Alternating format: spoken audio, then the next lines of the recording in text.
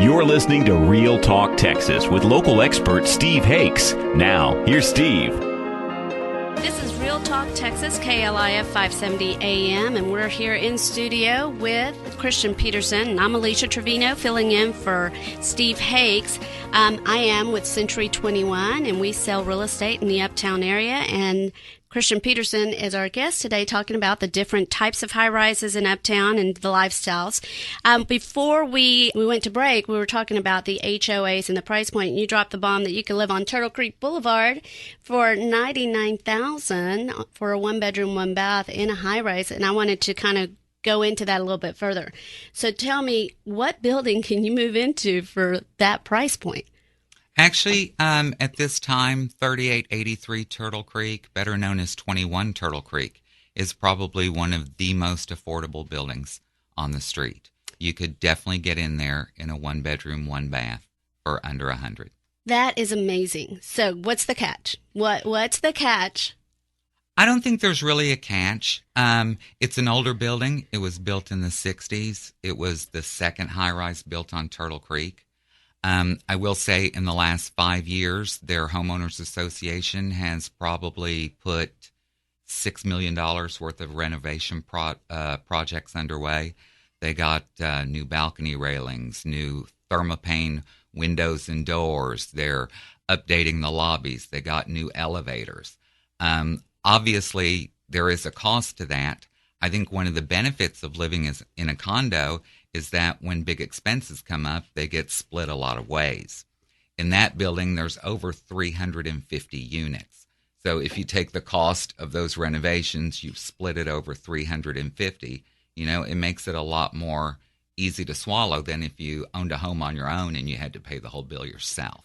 Yeah, I know, living in a high-rise myself, that it's like a little community all its own. Every building has its personality, and you get to know your neighbors really well. I mean, you're going up and down the elevator early morning walking your dog, and so you get to meet people and get to talk to them. So it's a very close-knit community.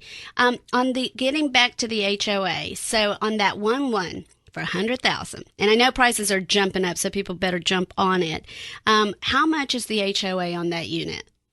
Okay, currently, due to the fact that they're doing renovation projects, the HOAs on a one-bedroom over there are going to run about $780 a month.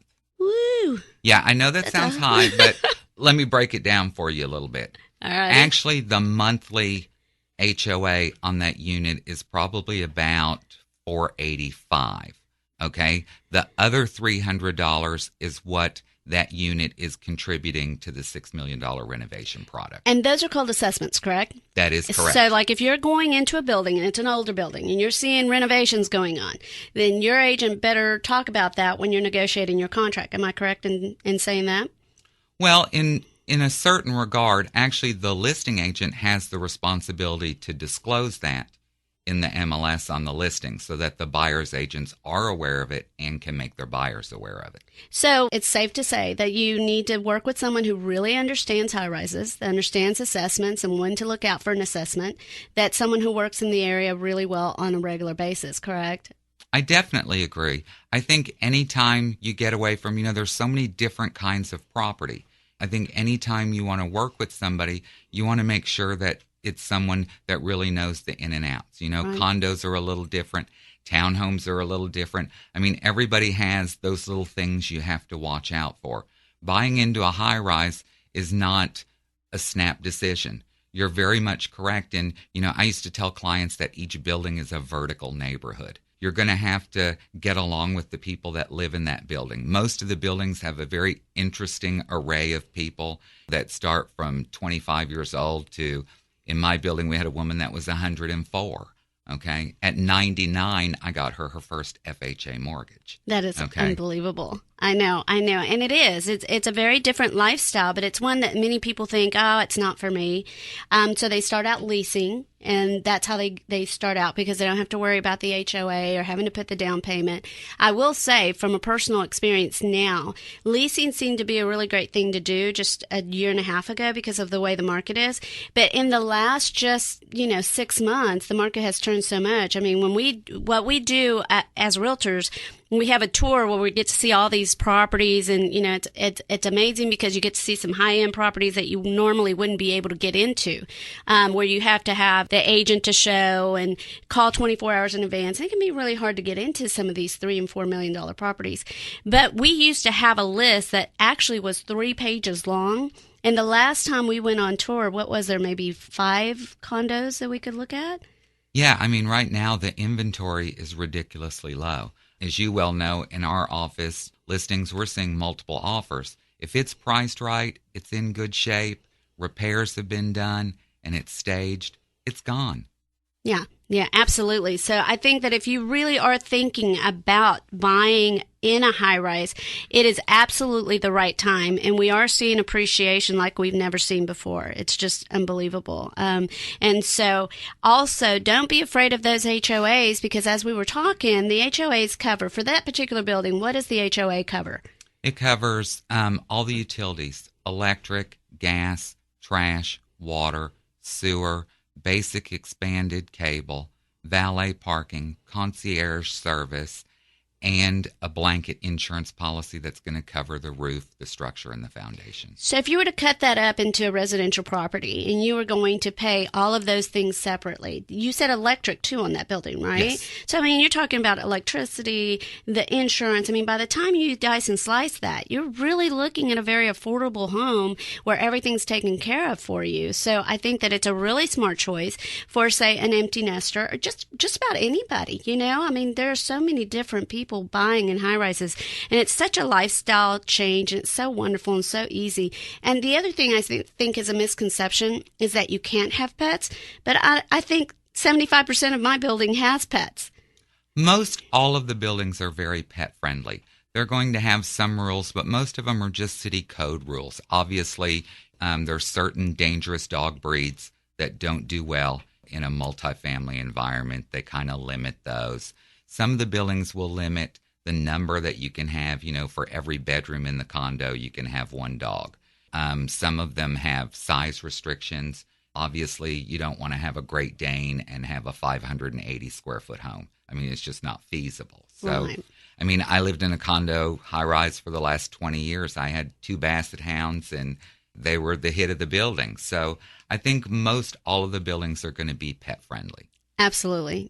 And so I think that if you have a pet and you're thinking, that's going to be really hard, almost all of the buildings have great dog parks where you can take your dog. They also have services where you have dog walkers that come up and do it. I know a ton of my neighbors who actually take their pets to the babysitters because it's just easier for them. And you would think you could hear the dogs in the building, and you can't. I have never heard a barking dog on my floor ever, and there are a bunch of them. So I don't know how they do it to keep it quiet, or if they're just really well behaved. I guess if you're taking them to the babysitter, they must be pretty well behaved dogs. I tell you, dogs are amazing animals because they adapt to their environment so easily. That I had found they get to understand, once they're used to the regular noises that happen in the building and those creaks and squeaks and all that kind of stuff. My dogs never barked. I think they felt a security of their own in the fact that we didn't have solicitors that could come and knock on the door. The mailman doesn't come to the front door. All of that's kind of segregated and taken away. You're one step separated from the public. And I think the dogs kind of realize that too. It's not so much that they have to be on guard. They're kind of more of just a friend or a laid-back pet. They're not actually expected to protect anymore. Look, their job is even easier. Exactly. And not only does the human being get to live really good in a lifestyle of ease, but so does your pet. Life's pretty good for the pets in high rises. It's funny because I remember when you first came to Uptown and we were talking, and I was living in a high rise then, and I told you how, I love to sell what I live. And it took you a while. I didn't think I'd be able to convince you to live in a high-rise. You've been in a high-rise, 2 years now? 2 years. I totally bought in. And you know what? I don't want to live anywhere else. I mean, I woke up this morning to a view of that storm coming in, and it was absolutely amazing. And everything looks a little different from way up there, and sometimes the world looks a little different. It's really beautiful. I mean, it's a great way to live. And it is very stress-free. I have to admit that, I don't have to worry about mowing the lawn. I don't have to worry about cleaning the pool. I have a gym right there, on my building. So, I mean, how can you go wrong? And I think that, for a lot of people, it's such an unusual thing to think about. And I did too. Like, I was like, well, do you tip the valet when you park your car? What do you ask the concierge for? And it's more like, what do you not ask the concierge for? And so you adapt to living in that way. And, again, it's just a very carefree lifestyle. And I think a lot of us are needing that in our life right now. So, again, if you are interested in finding out more about high-rise living, give me a call or text me at 214-876-4567, or you can email me at alicia@aliciatrevino.com. This is Real Talk Texas, KLIF 570 AM, and when we get back, we're going to talk a little bit more about other types of living in the Uptown area.